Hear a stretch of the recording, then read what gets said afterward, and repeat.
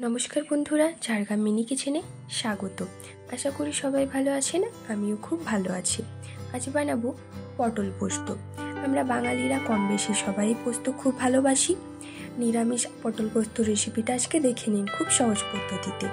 তার জন্য দেখুন, আমি প্রথমে দুটো পটল নিয়েছি। পটলগুলোকে আমি ভালো করে ধুয়ে রেখেছি। এরপর আমি পটলের দু সাইড কেটে দেব, আর ছালগুলো, পটলের ছালগুলো আমি ছাড়িয়ে নেব। তারপর মাঝখানটা একটু চিড়ে দিব।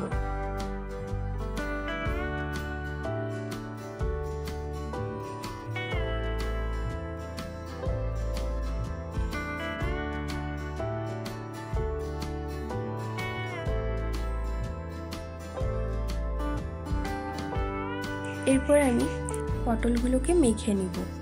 একটু নুন আর একটু তেল দিয়ে ভালো মতো মেখে নেব। আমি ভালো মতো মাখিয়ে নিচ্ছি। তারপরে পটলটা আমি রেখে দেব। এরপর আমি একটি পাত্রে নিয়ে নেব মশলাটার জন্য। প্রথমে আমি নিয়ে নিচ্ছি সাদা সর্ষে, তারপর নিয়ে নেব একটু কালো সর্ষে, আর দিয়ে দেব পোস্ত, আর দিয়ে দেব দুটো কাঁচা লঙ্কা। এরপর আমি এটাকে পেস্ট করে নেব। এরপর দেখুন, এদিকে আমি কড়া বসিয়ে নিয়েছি। কড়ার মধ্যে আমি প্রথমে দিয়ে দিলাম তেল। তেলটা ভালো মতো গরম করে নেব। তেলটা গরম হয়ে গেলে এর মধ্যে আমি পটলগুলো ছেড়ে দেব। ভালো মতো পটলগুলো ভেজে নিতে হবে।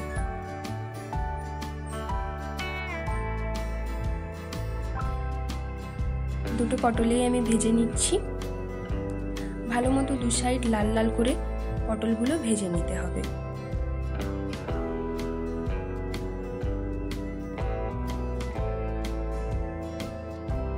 দেখুন, আমি দু সাইডটা ভালো মতো ভেজে নিয়েছি। আমার পটলগুলো প্রায় ভাজা হয়ে গেছে, তাই আমি এর জন্য পটলগুলোকে তুলে নিচ্ছি। পটলগুলোকে তুলে আমি রেখে দেব।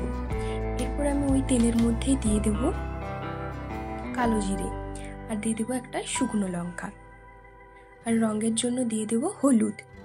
হলুদের কাঁচা গন্ধটা যতক্ষণ না যাচ্ছে ততক্ষণ এটা ভাজতে থাকবো।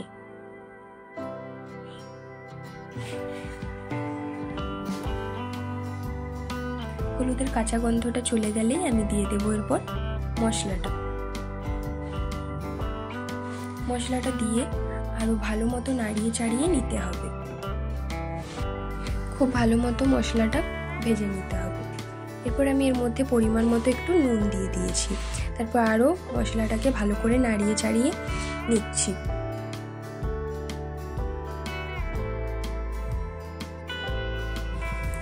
মশলাটা দেখুন খুব ভালো মতো ভাজা হয়ে গেছে। এরপর আমি এর মধ্যে দিয়ে দিলাম একটু জল। জলটা দিয়ে আরো ভালো মতো এই মশলাটাকে ফুটিয়ে নেব। এরপর আমি এই মশলার মধ্যে দিয়ে দিলাম পটলগুলো দিয়ে করে মশলার সাথে পটলগুলো ভালো করে মিশিয়ে নিয়ে নাড়িয়ে ছাড়িয়ে দেব। এটা আমি এখন কিছুক্ষণ রেখে দেব ফোটার জন্য, যাতে ভালো মতো হয়ে যায়। এটা খুবই সহজ রেসিপি, আপনারা বাড়িতে অবশ্যই ট্রাই করুন। ভিডিওটি ভালো লাগলে অবশ্যই লাইক, কমেন্ট, সাবস্ক্রাইব করবেন। দেখা হচ্ছে পরের ভিডিওতে। বাই।